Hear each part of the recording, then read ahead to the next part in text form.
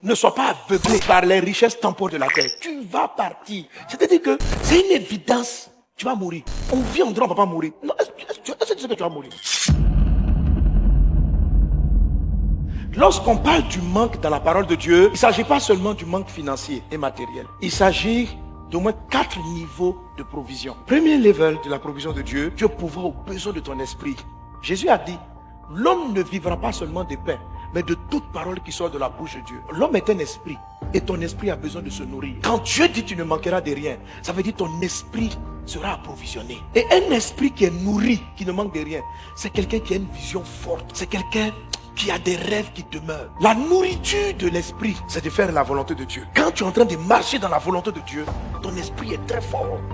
Que Dieu nourrisse ton esprit. Donc la vision, l'espérance, le rêve, marcher dans la volonté, c'est de la nourriture. La parole de Dieu, c'est la nourriture de l'esprit. Deuxième partie, la nourriture de l'âme. L'âme se nourrit de la charge affective attachée aux gestes et aux paroles. L'âme mange l'affection, le respect. Une personne qui est méprisée a une âme. Une personne qui vit dans le mépris a une âme pauvre. Une personne qui est tout le temps triste a une âme pauvre. Son âme manque de beaucoup de choses. Quand Dieu dit que tu ne manqueras de rien, ça veut dire même ton âme sera en paix.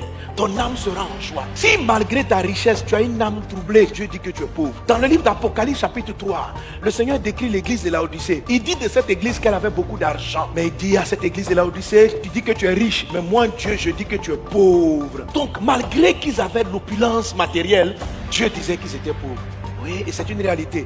J'ai rencontré beaucoup de personnes qui, malgré les biens financiers acquis par leurs parents ou tout ça, étaient émotionnellement pauvres. Ça se battait à la maison, ça se déchirait. Je suis régulièrement en train de régler des conflits où les enfants des héritiers très riches sont prêts à se tuer. Quelle pauvreté de l'âme. Et leurs cœurs sont remplis de haine. La pauvreté de l'âme finit toujours par affecter votre richesse matérielle. La richesse matérielle n'est pas tout. Combien de gens avec tout l'argent mettent fin à leur jour, vivent dans la dépression? Combien de riches prennent des antidépresseurs? Quand on nous parle d'un homme qui avait autant d'argent que Michael Jackson, mais qui était obligé de prendre des choses pour pouvoir dormir. Quelle pauvreté! Quelle pauvreté! Toi qui passes une nuit, puis tu dors, puis tu ronfles, puis tu es content. Tu étais plus riche que Michael Jackson. Selon les témoignages, je disais que c'était fou. Mais pour dormir, il fallait qu'il prenne des médicaments. Pour dormir, il n'avait pas la paix. Il avait l'argent. Il pouvait prendre tous les avions qu'il voulait. Combien de gens peuvent aller dans les pays où ils veulent? Mais la nuit, la femme est dans sa maison, elle pleure jusqu'au matin. Quelle pauvreté! Si Dieu est ton berger, tu ne manqueras pas de ça. Tu n'es pas riche. Quand Dieu dit tu ne manqueras de rien, il connaît tes besoins, puis il est con. Donc quand la Bible dit que Satan vient te voler, ne crois pas que c'est l'argent seulement.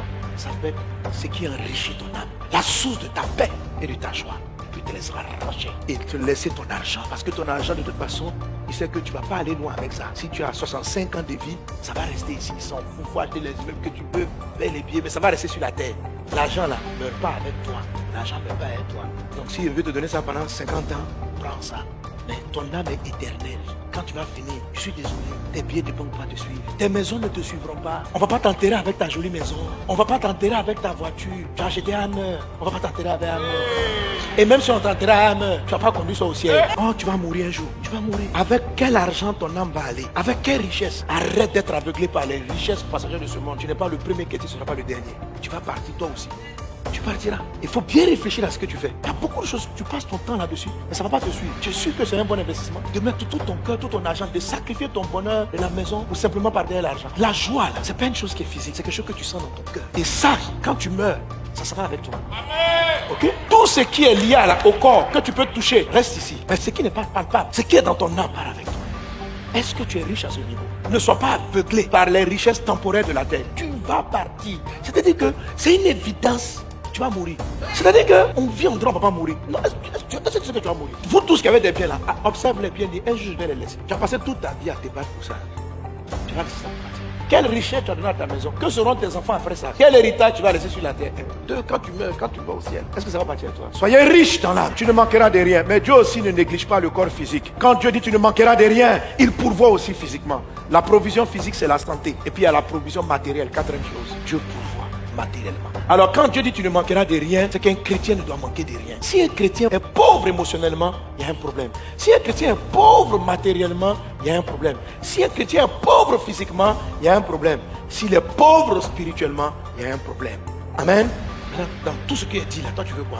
Pour cette année, 1,5 milliard. 1,5 milliard. Alors la Bible dit mon Dieu pourvoira à tout ce dont j'ai besoin. La bénédiction numéro 3 n'est pas la bénédiction d'abord de la prospérité. C'est juste, j'ai besoin. Par exemple, quelqu'un qui va faire une opération, une grosse opération immobilière, le besoin peut s'évaluer en milliards. Mais c'est pas parce qu'il va le rendre prospère. Je sais pas si vous comprenez. La troisième vient combler le besoin. Mais pour certains, leur besoin, c'est la richesse de d'autres. Ok? Donc il a besoin de 1,5 milliard pour cette année. Et Dieu dit, si tu me suis, tu ne manqueras de rien. Donc, selon sa parole, Dieu envoie toujours une bénédiction. Maintenant, ta main peut être bloquée. Si sa main est bloquée, voilà ce que ça va faire. Mon fils, tiens tes 1,5 milliard. D'ailleurs, même Dieu te donne. Parce qu'il dit, il va pouvoir selon sa richesse. Je multiplie par 2. Si tu veux 1,5 milliard, ça veut quoi? Tiens 3 milliards. Tiens 3 milliards. Est-ce que Dieu a donné? Est-ce qu'il a reçu? Est-ce qu'il a les 3 milliards? Il n'a pas les 3 milliards, pas parce que Dieu n'a pas donné, parce qu'il n'a pas reçu. Dans la parole de Dieu, la réception est très importante. Il y a beaucoup de gens qui sont dans des problèmes, pas parce que Dieu n'a pas donné. Si vous êtes chrétien né de nouveau et que Dieu est votre berger, c'est qu'il vous a déjà donné. Mais c'est vous qui n'avez pas reçu. Si ton besoin affectif, c'est qu'aujourd'hui tu sois marié, et Dieu sait que c'est ton besoin, il dit, tu es sa brebis, tu ne manqueras de rien. Ça veut dire qu'il t'a déjà donné le mari. Mais que tu ne l'as pas saisi. Vous avez souvent dit, papa, je t'ai demandé, tu ne m'as pas donné. Je t'ai demandé, mais tu ne m'as pas donné. Non. Il t'a donné, tu n'as pas reçu. Tu n'as pas reçu. Tu dois recevoir. Parce que Dieu dit, je pourvois à tous tes besoins selon ma richesse. Ça veut dire que de son côté, il a fait sa part. Mais on peut ne pas recevoir. Jacques chapitre 1, verset 6 dit, Dieu a déjà donné. Mais qui ne s'imagine pas qu'il recevra. Ici, ce n'est pas question du don. C'est question de réception. Dieu a pourvu au salut de l'humanité en donnant son Fils unique, Jésus-Christ. Jean 1,12 dit, à tous ceux qui l'ont reçu, il a donné le pouvoir de devenir enfant de Dieu. Il a fait de réception. Donc Dieu a pourvu au salut. Mais certains ont reçu, d'autres n'ont pas reçu. Donc très souvent, la provision a été donnée. Mais la difficulté se trouve au niveau de la réception et non au niveau de la provision. Nous nous plaignons souvent à Dieu au lieu de nous attaquer au problème de réceptivité, de réception. Alors le plus souvent, nous manquons de choses, pas parce que Dieu n'a pas pourvu, mais parce qu'on n'a pas reçu. Je crois que si tu focalises ton attention sur ton problème de réception, ça va changer beaucoup de choses dans ta vie. La question est, est-ce que Dieu t'a exaucé? Oui, Dieu t'a exaucé. Il y en a qui ont pris en début d'année, ils ont eu la conviction qu'ils allaient se marier, ils ont eu la conviction qu'ils allaient avoir ce boulot, ils ont eu la conviction qu'ils allaient être élevés. Quand tu as la conviction, c'est qu'il l'a fait.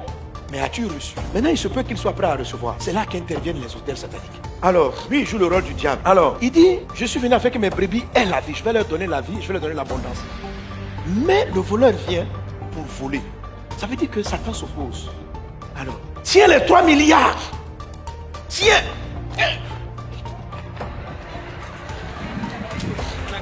Amen. Et même quelquefois, Dieu vous donne. C'est-à-dire que vous voyez que l'argent arrivé, tiens les 3 milliards. Tiens. Et toi, enlève ta main ici. Tiens les 3. Le voleur vient pour dérober et quelquefois détruire, casser le bras. C'est-à-dire, il peut te tuer même pour empêcher la réception. Le bras de réception des choses que Dieu envoie, c'est ce qu'on appelle votre foi. C'est pourquoi Jacques dit ceci, si vous avez demandé à Dieu la sagesse, il va vous l'envoyer. Mais si vous ne manifestez pas la foi, vous n'allez pas réceptionner. Maintenant, il y a une autre manière dont il peut faire. Si tu as prié, tu as la foi même, et puis tu saisis, s'il y a les 3 milliards que tu as pris, il peut adopter une autre séduction. Oui, dans la parabole du semeur, on dit un semeur est parti semer. Quand il a jeté la première graine, les oiseaux qui représentent le diable et les démons sont venus arracher. Ça, c'est ce qu'il a fait. Il a arraché. Mais la troisième semence, il dit ceci, les séductions des richesses. Alors là, il a reçu, le diable va lui parler doucement, il va le séduire. Il va lui parler, il va le blaguer. Et puis lui-même, attends, il va te donner lui-même, comme tu es là, lui-même, il te remet. Il peut lui remettre les 3 milliards. Ça, c'est la phase de séduction. Donc, vous avez l'attaque qui vient enlever ce que Dieu vous envoie, l'attaque qui vient envoyer le mariage que Dieu vous envoie, le bonheur que Dieu vous envoie, la richesse matérielle que Dieu vous envoie, la santé physique, l'attaque peut faire cela. L'attaque peut venir à s'attaquer sous forme de séduction. On vient te parler, on t'explique des choses. Et vous avez vu, ça va se manifester dans la vie de cette personne par de mauvais investissements, par de mauvais placements. Ils reçoivent quelque chose, tu dis, bon, voici ce par quoi tu as commencé le projet. Donc quand ça arrive, en même temps, quelqu'un veut t'expliquer un truc, tu vois, on a ceci à faire là-bas. Les séductions là, ça peut venir sous forme d'un problème au village. Dès que tu as reçu 500 000 francs, il y a ton frère, il est malade. Si tu n'as pas donné l'argent, il va mourir. Et tu te sens coupable. Tu te sens coupable. Si je ne l'ai pas aidé, Oh, ce n'était pas l'argent qui allait l'aider. Il y avait autre chose. Pierre et Jean ont dit au paralytique qu'il leur a demandé l'argent. Il dit, nous n'avons ni eau ni argent à te donner. Au nom de Jésus, lève-toi et marche. Amen. Certaines fois, répondre aux besoins de votre prochain n'est pas de lui donner l'argent. Ça peut être juste faire une déclaration de foi sur sa vie. Amen. Mais quand vous êtes séduit, vous pensez que c'est une affaire d'argent. Or, l'argent que Dieu ne t'a pas demandé de donner et que tu as donné, frère, Dieu ne va pas renouveler. Parce que tu penses que tu es en train de faire du bien. Mais Dieu t'a dit, mais moi je t'ai envoyé cette somme-là pour que tu commences ton commerce. Toi, tu as pris cette somme, tu as été séduit pour aller aider ta voisine qui t'a dit qu'elle a un problème et que dans 4 jours, elle va t'amener l'argent. Ça fait 4 mois, 4 ans, 4 jours n'est jamais arrivé. Et tu as remarqué que depuis lors, tu n'as jamais pu avoir les ressources pour commencer le projet. Le jour où tu avais demandé à Dieu, papa, je veux commencer un commerce, Dieu avait pourvu. Mais tu as été séduit par un faux problème qui t'a été présenté. Séduit par un investissement. Comme il y avait les histoires de placement d'argent où des gens partaient placer. Ils ont placé, on te dit non, mets 1 million, ça donne 2 millions. Tu mets 2 millions, ça donne 4 millions. Et des gens ont été entraînés. Et l'argent que Dieu leur avait donné, ils ont mis dans ce type de placement. Alors, l'attaque que le frère jouait comme attaque du diable, si vous voyez que ce type de problème qui vient faire que votre provision, quand je dis provision, voyez vraiment large. Seigneur, je veux la paix dans ma maison et tu ne l'as pas. Tu peux demander quelque chose qui est c'est qu'il t'a envoyé et puis tu n'as pas reçu. Soit quelque chose t'a fait perdre ce que Dieu t'a envoyé. C'est-à-dire, il t'a envoyé et puis tu es parti passer ton temps ailleurs. Tu es parti investir et ça recrée des troubles dans votre couple. Donc, il faut chercher à te focaliser. Qu'est-ce qui fait ça? Alors, si ce problème-là est récurrent, c'est-à-dire chaque fois que tu as des acquis, tu sens que Dieu te donne, des événements surviennent régulièrement pour te faire perdre la provision, les ressources que Dieu t'a envoyées, alors il faut t'arrêter. Il est fort probable que les esprits de séduction ou les attaques soient appelés et commandités par un autel. A-U-D-E-L. Il faut savoir que le bras qui tient le miracle de Dieu, ça s'appelle la foi. Et la foi a une origine, c'est Jésus-Christ lui-même. La foi, la Bible dit, la foi vient de ce qu'on entend. Notez toujours que la foi est créée par ce qui entre dans tes oreilles. La foi vient de ce qu'on entend, mais de ce qu'on entend une parole très particulière, la parole de Christ. Hébreux chapitre 12, verset 2, c'est beaucoup plus visible dans la version second 21. La Bible dit à ce niveau, ça c'est la version Louis II, ayant les regards sur Jésus. Dans la seconde 21, il est dit, faisons-le en gardant les regards sur Jésus, qui fait naître la foi.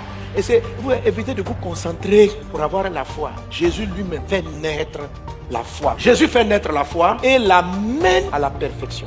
C'est que comment? Souvent on est là, oh Dieu, vraiment je n'ai pas la foi. Non, c'est le travail de Jésus. De faire naître la foi et de la mener à ce qu'elle devienne parfaite. La foi progresse. Quand Jésus dit à Pierre, Pierre dit, Seigneur, si c'est toi, ordonne que je vienne sur l'eau. La foi vient de ce qu'on entend. Romains chapitre 10, verset 17. Quand Jésus dit ça, quand Pierre dit, fait sa demande, Jésus lui vient. C'est cette parole vienne qui a créé la foi dans Pierre. Sur la parole de Christ, il a commencé à marcher. Mais Pierre n'a pas atteint Jésus. Pourquoi? Parce que sur le chemin, il a entendu une autre voix. Il a douté. Le doute, la peur, l'incrédulité vient aussi de ce que vous entendez. Mais de ce que vous entendez, les paroles du diable.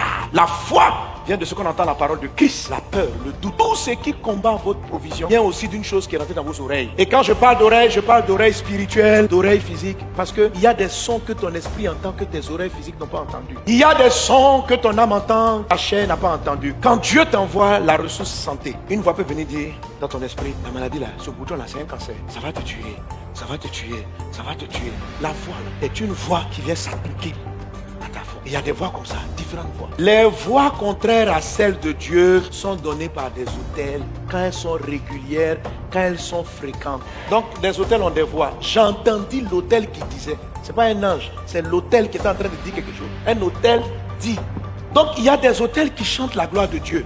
Dieu est grand, le Seigneur est au-dessus de tout. Il y en a d'autres qui chantent, tu vas échouer, tu es né pour échouer. Il y en a d'autres qui chantent, fais ceci. Il y en a d'autres qui chantent, tu es malade, tu seras malade, tu seras malade. Toi, tu ne vas pas vivre longtemps, tu ne vas pas vivre longtemps. Il y a des autels donc il y a des voix. Aujourd'hui, tu vas faire taire les autels qui créent en toi le doute, les voix qui créent en toi la peur, les voix qui créent en toi la maladie. Dieu a pourvu à la santé, tu ne seras pas malade, tu seras bien portant. Je vois la santé abonder en toi. Dieu a pourvu à ta paix. Tu ne vas pas entendre la voix qui crie, il y aura palabre, il y aura division, il y aura des problèmes. Dans ta famille, personne n'a reçu son mariage. Il y a une voix qui crie comme ça. Dans ta famille, personne n'a reçu son mariage. Toi aussi, tu ne vas pas t'en sortir. Toi aussi, tu ne vas pas t'en sortir. Ta maman a divorcé. C'est quelle voix ça? C'est un hôtel qui parle. Tu vas le faire taire au nom de Jésus. Tu vas le faire taire au nom de Jésus. Parce que cet hôtel, quand Dieu dit, je te donnerai un mariage béni. Pendant que tu es en train de marcher vers le mariage béni, la voix de l'hôtel parle. Pendant que tu marches pour prendre la provision de la santé, la voix de l'hôtel satanique parle. Pendant que tu marches pour prendre une promesse de Dieu, la voix de l'hôtel satanique parle. Aujourd'hui, dans le nom de Jésus, nous allons mettre fin aux voix des ténèbres. Il en est ainsi au nom de Jésus-Christ.